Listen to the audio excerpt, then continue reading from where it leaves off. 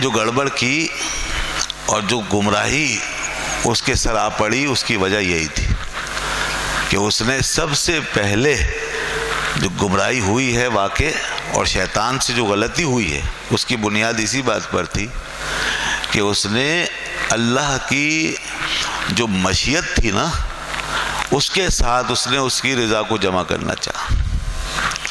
اس نے اللہ کے امر کو چھوڑ کے اس کے فعل کی پیروی کی اور فعل الہی کی بنیاد پر اللہ سے اپنا تعلق جوڑنا چاہا، امر الہی کو چھوڑ دیا، اور اللہ نے اس سے اپنے امر کا سوال کیا۔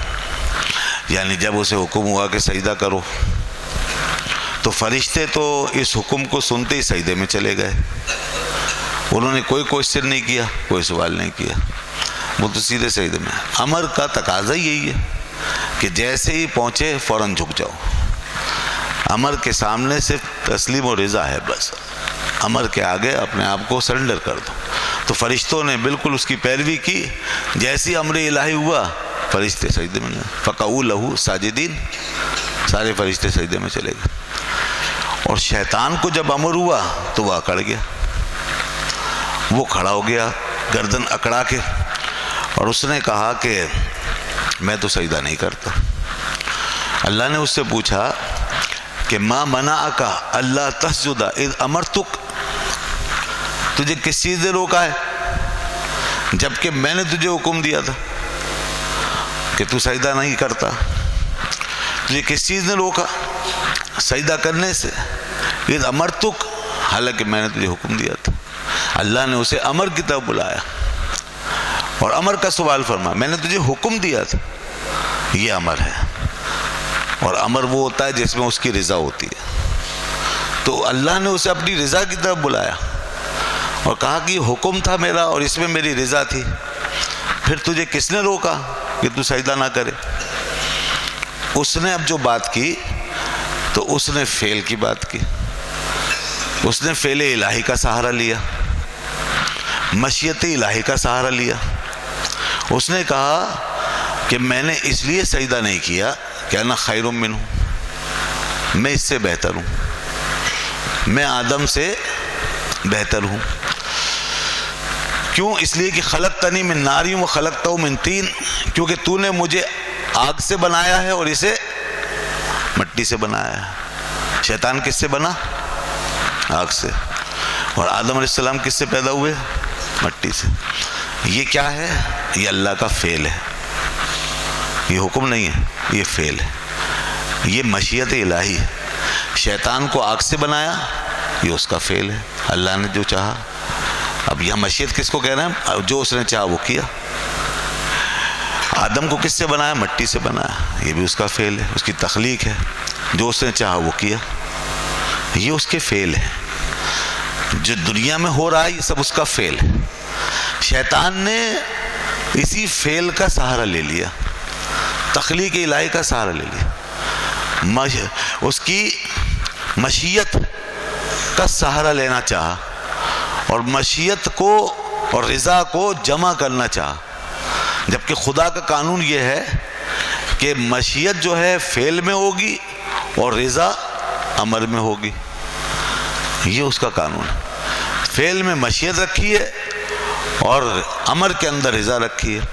جب شیطان نے اس کو جمع کیا اور مشیت الہی اور ارادہ الہی کو بنیاد بنایا تو اس نے اللہ کو ناراض کر دیا، اس نے اپنی بدبختی کو دعوت دے دی، بس یہ جو استدلال تھا اس کا رد ہو گیا، اور خدا کی طرف سے جو بات آئی اس کی بنیاد امر بنی۔ اللہ نے فرمایا اذ امرتک، بس میں نے تجھے حکم دیا تھا، تجھے اس کی پیروی کرنی تھی۔ تجھے اس سے کیا کہ میں نے تجھے کس سے بنایا اور اسے کس سے بنایا؟ تجھے اس سے کیا؟ اگر لوگوں کو اس دائرے کے اندر مداخلت مل جائے تو خدا کہاں رہے گا؟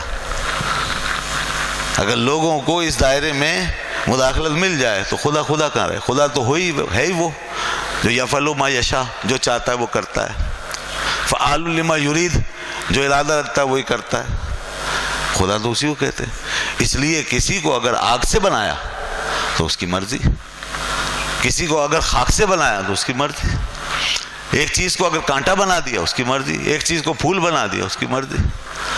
اس نے ایک کو ایک رنگ دے دیا اور دوسرے کو دوسرا رنگ دے، اس کی مرضی. انسانوں میں بھی اس کی مشیت کی جلوہ گری کا عالم یہ ہے کہ جس کو جیسا چاہا بنایا. ماؤں کے ارحام میں جس کو جس طرح چاہا بنایا. کسی کو کیسا، کسی کو کیسا. هو الذی یصورکم فی الارحام کیف یشاء. وہی تو ہے جو ماؤں کے رحموں میں تمہیں جس طرح چاہتا ہے بنا دیتا ہے.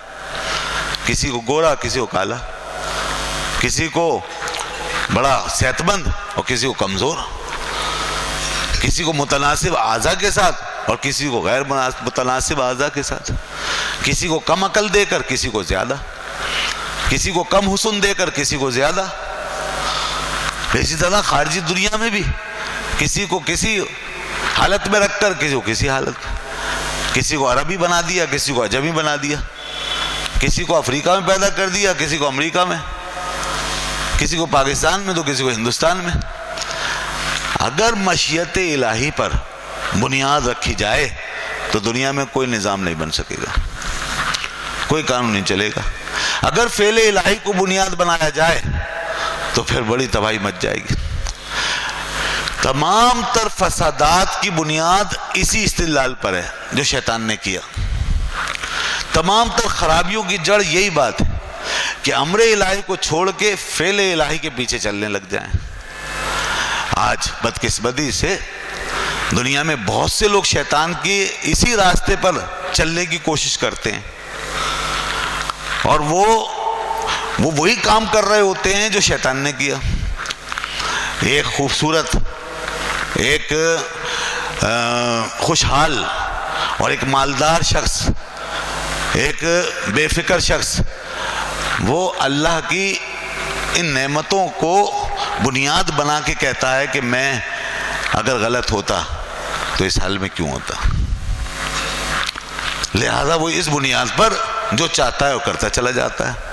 ایک عہدے اور منصب پہ بیٹھ کے جس کو عہدہ ملتا ہے یا اور بار بار ملتا ہو تو پھر اور زیادہ، تو وہ اس پہ بیٹھ کے جب یہ کہتا ہے کہ اگر میں غلط ہوتا تو میں اس منصب پہ کیوں ہوتا، مجھے یہ عہدہ کیوں ملتا، میں اس ملک کا سربراہ کیوں ہوتا. لہذا جب میں اس ملک کا سربراہ ہوں، جب میں فلاں باپ کی اولاد ہوں، جب میں اتنا حسین و جمیل ہوں، جب میں فلاں قومیت کا حامل ہوں، جب میں اتنا خوشحال ہوں، تو میں جو چاہوں کروں اس لیے کہ خدا مجھ سے راضی ہے.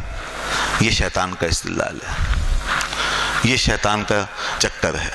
شیطان نے سب سے پہلے یہی کام کیا تھا اور دنیا میں گمراہی کی پہلی بنیاد اس نے رکھی تھی یہ سب کہہ کر. آج جتنے لوگ اس طرح سوچتے ہیں وہ شیطان کے راستے پہ چلتے ہیں. اسی طریقے سے کوئی بھی شخص جو اس کے اپوزٹ ہو، اس کے اپوزٹ، خوشحال نہیں ہے، بدحال ہے، خوبصورت نہیں ہے، بدصورت ہے، گورا نہیں ہے، کالا ہے، اچھی قوم سے تعلق نہیں، ایک نچلی قوم سے، نچلی ذات سے تعلق رکھتا ہے، اس کا اپوزٹ، یہ بھی مشیت الہی ہے، یہ بھی اللہ کی پیدائش، یہ بھی اللہ کی تخلیق ہے. اور اس بنیاد پر وہ یہ سوچنے لگے کہ میں تو رہا حقیر کا حقیر، خسیس کا خسیس، کمتر اور حقیر، میں تو جو کچھ کروں گا غلط ہوگا، میری تو نیکیاں بھی قبول نہیں ہوں گی، میری تو کوئی زندگی نہیں ہے، میری تو کوئی ویلیو نہیں ہے. یہ بھی شیطان کی سوچ ہے. جو اس طرف سوچا، جس نے بھی سوچا مشیت کو بنیاد بنا کے، فعل الہی کو بنیاد بنا، وہ بھی شیطان کے راستے پہ چلا گیا. اور جو ادھر آ کے نروس ہو گیا، مایوس ہو گیا، وہ بھی شیطان کے راستے. تو ادھر سوچنے والے کے اندر فخر آیا، غرور آیا، تکبر آیا، سرکشی آئی. اور یہ بھی ظاہر سی بات ہے کہ وہی ہے. پھر اللہ نے فرمایا کہ شیطان کے بارے میں وَاسْتَكْبَرَ، کہ دیکھو تکبر کیا اس نے. وَاسْتَكْبَرَ وَكَانَ مِنَ الْكَافِرِينَ، اور کافروں سے ہو گیا، لازمی تکبر. اور ادھر مایوسی آئی، اندھیرا آیا، عجز آیا، درماندگی آئی. اور یہ بھی شیطان کے اوصاف میں سے ہے. اللہ نے اس کا نام ابلیس رکھا ہے. ابلیس کے معنی مایوس. ابلیس اس کو کہتے ہیں جو مایوس. تو مایوس بھی ہے، متکبر بھی ہے. مایوسی اور تکبر یہ دو ہی برائیاں ہیں انسان کے لیے جو سب سے زیادہ خوفناک ہیں اور تمام برائیوں کی جڑ ہیں. یہ دو برائیاں، مایوسی اور تکبر۔ مایوسی سے بھی ہزاروں خرابیاں جنم لیتی ہیں اور تکبر سے بھی، اور یہ دونوں خرابیاں یہ ابلیس کے اندر ہیں۔ اور ابلیس جو ہے وہ ابلیس کب ہوا، شیطان کب بنا؟ جب اس نے ایک غلط بنیاد رکھی استدلال کی، اس نے فعل الہی کو بنیاد بنایا، اس نے مشیت کو اور رضا کو جمع کیا، یہاں سے ساری خرابی پیدا ہوئی۔ تو اب یہ سمجھ لیجئے کہ فعل الہی جو ہے وہ اللہ کی مشیت کا مظہر ہے، اور امر الہی اللہ کی رضا و خوشنودی کا مظہر ہے۔ یہ فرق اگر رہے گا تو آپ سمجھ لیجئے کہ دنیا میں آپ پھر سیدھے راستے پہ گامزن رہیں گے۔ اب جتنے لوگ فعل الہی پہ بنیاد رکھیں گے وہ شیطان کے راستے پہ چلیں گے، اور جتنے لوگ امر الہی کے اوپر بنیاد رکھیں گے وہ اللہ کے نبیوں کے راستے پہ چلیں گے۔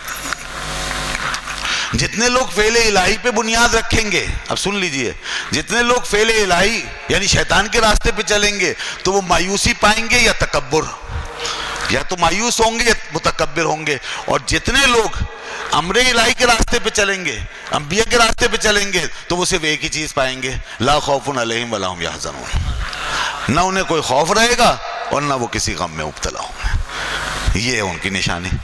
یہاں یہ ہے جو سمبل ہے اور یہ ہے جو نتیجہ ہے، اور وہاں وہ ہے نتیجہ، وہاں تکبر ہے اور یاس، نا امیدی، اور یہاں پہ لا خوف علیہم ولا ہم یحزنون۔ اسی لیے اللہ تعالیٰ نے فرمایا الا ان اولیاء اللہ لا خوف علیہم ولا ہم یحزنون، میرے جتنے اولیاء ہیں ان کی